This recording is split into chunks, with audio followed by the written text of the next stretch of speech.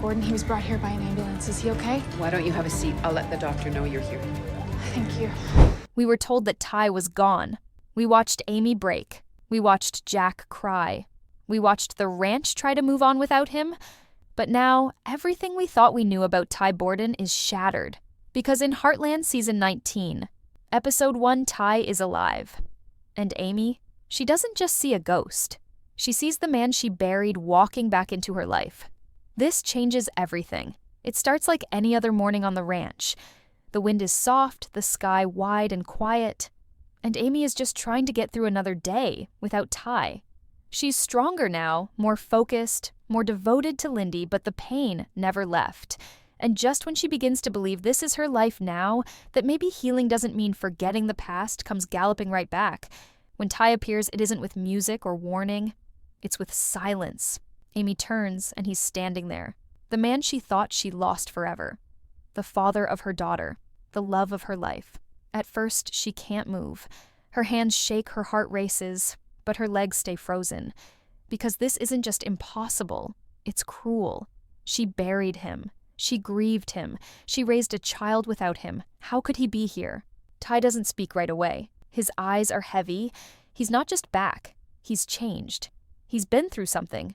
But Amy can't breathe long enough to ask. The moment is raw, too big to understand. And when she finally says his name, soft, broken, disbelieving, he answers. He says her name back. That's when her knees give out. Jack hears the commotion and rushes out. And Jack falls apart. Because to him, Ty wasn't just family. He was the man who made Amy whole again. He was the proof that the next generation could carry the ranch forward with love and purpose. When Jack sees Ty standing there, he grabs him. Not like a handshake, like a rescue. Like he's trying to hold on to something real before it disappears again. Lou is next. And she doesn't believe it. Her eyes go from Amy to Ty to Mamie again. She thinks it's some kind of trauma response. A mirage. But then she sees Lindy, standing at the fence. Silent eyes wide, watching a man who looks just like the drawings she's made of her dad. And she says, "Mommy, is that Daddy?" And that's when the truth hits everyone like a storm.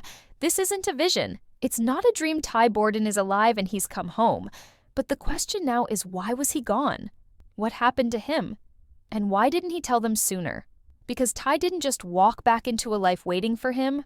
He walked into a storm of emotion, questions, and betrayal. And not everyone is ready to forgive. As the dust settles and the shock begins to fade, the questions come flooding in like a river breaking through a dam. No one can look away from Ty, but they also can't understand how this is even real. And when Amy finally finds the courage to ask the one question that's been building in her chest, why? Ty's face changes. The weight of his silence suddenly feels heavier than his absence. Because the truth? It's darker than anyone expected. Ty was never supposed to die that day. The bullet hit him, yes, but what the doctors told Amy, what the hospital recorded, what the coroner confirmed, none of it tells the whole story. Ty explains that after the shooting he did collapse, but somewhere between life and death a choice was made. Not by him, but by someone else. A quiet deal made behind closed doors. He was taken from the hospital before Amy ever knew what was happening. Not to another clinic, not to some secret military facility. No, Ty was pulled into something bigger, something he can't even explain fully. And not because he doesn't remember, but because he wasn't allowed to come back. He uses the word program. He says there were people who believed his medical case held unique potential, that what happened to him, the trauma, the injury, the recovery, was something that needed to be observed. But it wasn't about science.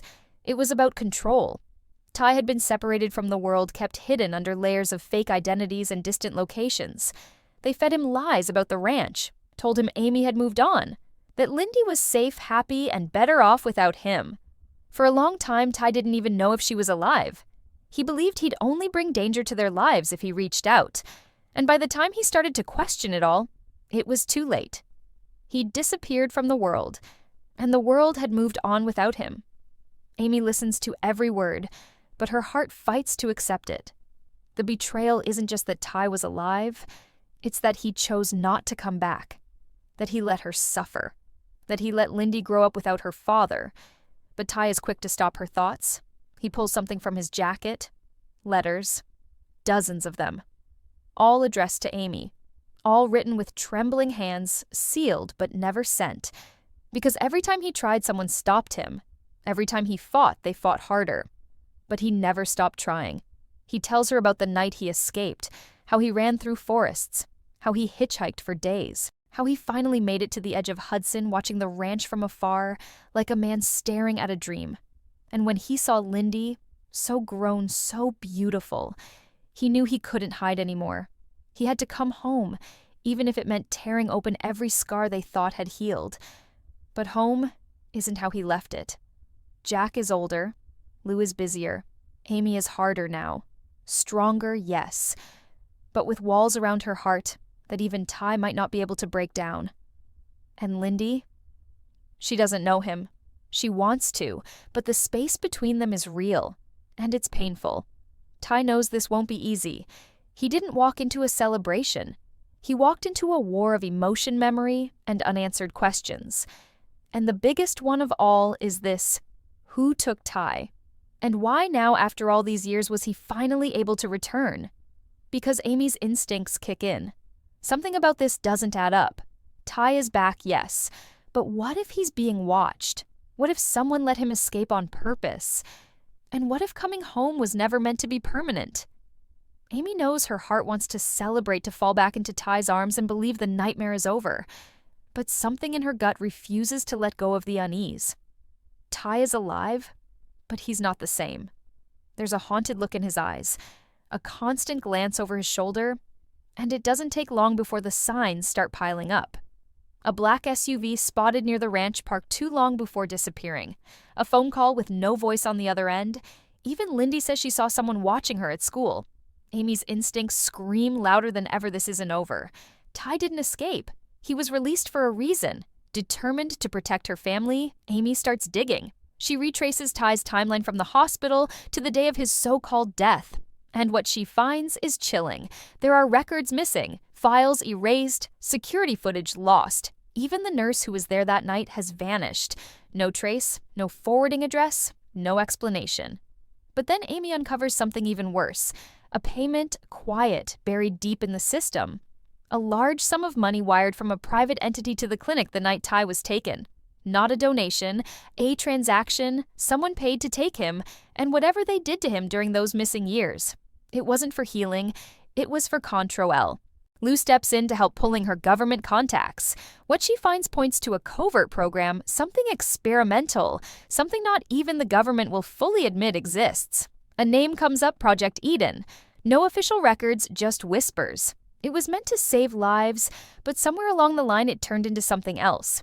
Human testing, isolation studies, psychological manipulation. And Ty? He was caught in the middle. Amy realizes now that Ty wasn't just a patient, he was a prisoner. A test subject. A man held in silence because someone believed his pain had value. Back at the ranch, things grow tense. Ty tries to settle in to reconnect with Lindy to feel normal again, but shadows follow him. He's paranoid, guarded. He jumps at small sounds, he walks the perimeter at night like he's waiting for someone to strike, and then it happens. One night, Amy finds a note slipped under the door. No signature, no return address. Just 5 chilling words he wasn't supposed to return. Amy's blood runs cold. This isn't over.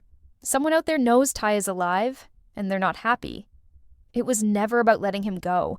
It was about watching him, studying him, and now that he's back, they're coming. Amy realizes she has to make a choice. She can pretend this is just a miracle and try to go back to life before. Or she can fight. Fight to expose the truth, to find out who did this, and to make sure no one else suffers the way Ty did. And Amy Fleming has never been the type to walk away from a fight. But as she gets closer to the truth, one name keeps coming up. A name Amy never expected, a name from Ty's past. Someone who once called him a friend, but might have been the one who gave him up. Caleb Odell. Amy doesn't want to believe it. But the clues are there. Caleb was at the hospital that night. He knew about Ty's condition. He disappeared right after Ty's death, only to resurface a year later with no explanation. Could he have been involved? Could someone from within their own circle have betrayed them? Amy's world starts to spin. The return of the man she loves was supposed to bring healing. But instead, it's brought secrets, lies. And now a dangerous game with enemies hiding in plain sight. Because if Ty Borden wasn't supposed to come back, what will they do now that he has? Amy doesn't want to believe it. Caleb Odell has been part of her life for years, her friend Ty's closest confidant, a man who stood beside them through tragedy and triumph. But the signs are undeniable now. His strange disappearances, the cryptic phone calls he never explained, the fact that he never mourned Ty like the others did, like he knew something. It eats at her, clawing at her soul. She tries to brush it off, tries to give him the benefit of the doubt. But as the walls close in, as the threats intensify, and the past refuses to stay buried, Amy knows there's only one way to find the truth. She has to confront him. She finds him at the old rodeo grounds working in silence, like the ghosts of the past don't haunt him. When Amy shows up, Caleb freezes, like he's been expecting her. He doesn't even ask how she found him. His face is calm, but there's something in his eyes, guilt, fear, or maybe resignation. Amy doesn't waste time. She throws the evidence on the table. Records, names, and most damning of all, a signed authorization from the night Ty disappeared with Caleb's signature at the bottom. He doesn't deny it. He doesn't run. He just looks down and mutters, "I was trying to save him." Caleb finally confesses Ty had been getting sicker than anyone knew. The gunshot wound may have healed on the surface, but internally, Ty was spiraling. His body was breaking down in ways no one could understand. Doctors gave him months to live. Traditional treatment wasn't working. And then came the offer. A private medical initiative, Project Eden, promised a revolutionary therapy. Something new, something untested. But there was a price. Ty had to disappear. No contact. No visitors. Total secrecy. Caleb was approached by someone claiming to be Ty's last chance. Desperate, he signed the papers. He helped make the arrangements. He believed he was doing the right thing. Amy listens in horror as Caleb explains that the treatment involved isolating Ty in a controlled environment, manipulating his emotions, and observing his mental state under extreme stress. It was experimental at best, dangerous at worst. And something went wrong. The program lost control. Ty tried to escape more than once, but each time they sedated him, wiped fragments of his memory, and put him back in the system. Caleb thought Ty had died in the process. He was told the treatment failed. That's why he stayed away, why he didn't fight harder, because he believed Ty was already gone. Amy feels like the ground beneath her is crumbling. This wasn't just a betrayal, it was a choice, one that ripped her family apart. She lashes out, accusing Caleb of stealing years of her life, of letting her believe Ty was dead, of watching her fall apart while he kept this awful secret. Caleb tries to explain he was young, scared, and manipulated too, but Amy doesn't care, because nothing can undo the pain. Nothing can give her back the lost time, and nothing can fix what was done to Ty in that dark place. Meanwhile, back at the ranch, Ty is spiraling. The memories are coming back. Flashes of cold rooms, men in white coats screaming in the distance, being told he was reprogrammed for a better life. He remembers being given new identities. He remembers the pain. And worst of all, he remembers signing something, a form agreeing to never contact Amy again. At the time, he thought he was protecting her. But now, it all feels like a lie. Lindy, sensing the storm around her parents, grows quiet and withdrawn. One night she draws a picture of a tall man in a black coat standing outside her window. Ty finds it and goes pale. He's seen that man. He was one of the handlers. That means they've already found them, and they're watching. Lou calls with urgent news. Someone broke into her office. Files on Project Eden were stolen. The nurse Amy had been searching for, found dead in her car, ruled a suicide, but Lou's contact in Ottawa doesn't buy it. He warns them, someone is cleaning up the mess, you're next if you don't disappear. Amy and Ty are now in a race against time. They can't run not with Lindy, but they can't stay still either. Caleb, trying to redeem himself, offers to help. He knows a whistleblower, someone who used to work inside Eden. If they can get to her, maybe they can finally expose the truth. Amy and Ty are on the run now, but the truth about Project Eden has caught up to them faster than they expected. The realization hits like a cold wave. They're not just battling for their own survival anymore.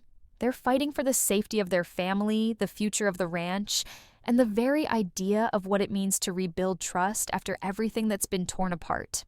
What they thought would be a quiet reunion, Ty's return, their family healing, has exploded into something much darker, much more dangerous. And they know they have no time to waste. The longer they stay in one place, the more likely they are to be found. The stakes couldn't be higher. As Ty and Amy set out to find the whistleblower Caleb mentioned, an insider who once worked for Project Eden, the sense of urgency grows. Every step they take feels like they're getting closer to uncovering a twisted conspiracy that spans far beyond their lives. The missing pieces of the puzzle are slowly fitting together. But what they don't realize is that they've become the target of a ruthless organization determined to cover up their failures. Amy can't shake the feeling that they're being watched. Every moment feels loaded, the weight of their past mistakes and the burden of their daughter's safety hanging over them. The road they're traveling is no longer just about redemption for Ty. It's about exposing the truth to the world and taking down a system that's hurt so many others, people they never even knew existed until now. There's no going back. There's only the fight ahead. Every move has to be calculated. Every step has to bring them closer to victory, or they risk losing it all. As they close in on the whistleblower's location, the tension between them becomes palpable. The silence in the car is thick, filled with unspoken fears. Amy wants to ask Ty more questions about his time in that facility, but she holds back. She knows the scars are too deep. She sees it in his eyes every time he tries to brush the memories away. And yet deep down, she knows it's not just the physical damage that's affected him, it's the mental torture, the manipulation, the isolation. Ty is no longer the same person. He's broken in ways that no one could have anticipated. But Amy refuses to let him drown in that darkness. She won't let the past consume him, and she certainly won't let it define their future. She will fight for them, for their love, for the chance at a life without fear. But danger lurks around every corner. As they near the whistleblower's safe house, the dread becomes overwhelming. Ty feels the hairs on the back of his neck stand up. Someone is close. Someone is watching them. But it's too late to turn back now. They push forward, ignoring the pounding in their chests, the fear gnawing at their guts. This is the moment that will define everything, the moment they've been waiting for. Then, just as they pull into the safe house's driveway, the unthinkable happens. They're ambushed. Black SUVs screech to a halt. Men in dark clothing pour out. And before Ty can even react, he feels a sharp pain in his shoulder as a dart pierces his skin. He goes down instantly, vision blurring. Amy screams, but it's too late. In mere seconds, everything they fought for seems to be slipping through their fingers. The world around them turns into chaos. Her last vision before she loses consciousness is Ty being dragged away the men from Project Eden, already closing in on them. When Amy wakes up, she's in a sterile, unfamiliar room. White walls, flickering fluorescent lights, and the faint smell of antiseptic in the air. She's alone. The only sound is the steady hum of an air vent overhead. Her heart races as she tries to sit up, the room spinning as she struggles against the restraints holding her in place. Her mind is a whirlwind of panic. Where's Ty? What happened to him? Are they really going to let him die like they did with all the others? She fights against the cuffs with everything she has, but there's no escape. Not yet. Her thoughts are interrupted by the door opening. A tall figure steps inside a man in a suit. He's calm, collected, as if he's seen this all before. His voice is cool, emotionless. "We've been monitoring you for a long time, Amy. You're smarter than I gave you credit for. But you should have stayed out of this. Now you and your husband will pay the price for your curiosity." The man sits down across from her, eyes cold and unblinking. "Ty Borden will be terminated unless you agree to stop looking into Project Eden. The whistleblower will be silenced and your family will disappear. You've crossed a line you can never come back from." Amy's pulse quickens, but she keeps her composure. She knows they have her. They know too much. But she won't give up. She refuses to let Ty die for the sins of others. "What do you want from me?" she demands, trying to keep her voice steady. "Simple," the man responds with a smirk. "You'll tell us everything you know about the whistleblower, and you'll stop your investigation. Or else you'll never see your husband again." Amy swallows the bile rising in her throat. The thought of losing Ty again is unbearable, but she knows there's no other choice. "You can't hide this forever," she says through gritted teeth. "Someone will come for you. Someone will expose you." The man chuckles, but there's no humor in it. "You think your little ranch can protect you? You think your family can shield you from the truth? It's over. You're too late." But Amy isn't finished yet. She knows they're playing a game of psychological warfare trying to break her down. She won't give them the satisfaction. Her mind races trying to figure out her next move. She thinks of Lindy, of the life they've built. She thinks of Ty's return and how much they've both sacrificed. She thinks of the countless others who have suffered. And in that moment, she knows she has a choice. She can either give in, let them silence her, and let Ty's memory die in that cold facility, or she can find a way to turn the tables. She can fight back. And so when they leave her alone in the room again, Amy doesn't panic. She gathers every ounce of strength she has left. She bides her time waiting for the perfect moment. Then, just as the door opens again, she springs into action. She knocks the man off balance, grabs the keys from his pocket, and makes a run for it. It's a race against time. She runs through the sterile hallways, her heart pounding, but her mind clear. She finds Ty unconscious in a small room, and without a second thought, she drags him out, keeping him low, moving as quickly as she can. They're almost to the exit when the alarms start blaring. Red lights flash, and the sounds of footsteps echo from every direction. They're trapped. But in that instant, Caleb bursts through the door, leading them to an emergency exit. He's been working behind the scenes, using every connection he has to bring them the help they need. They sprint outside into the cold night air, with nothing but the promise of freedom ahead of them. Ty's condition is still grave, but as they make their escape, Amy realizes that this fight is far from over. They've exposed just a fraction of what Project Eden is hiding. There are more lives at stake, more people they have to save. But for now, they're alive. They've escaped, and they're going to make sure the world knows what happened to Ty, and to everyone else who suffered in silence. Share your thoughts in the comments and subscribe our channel for more updates. Thanks.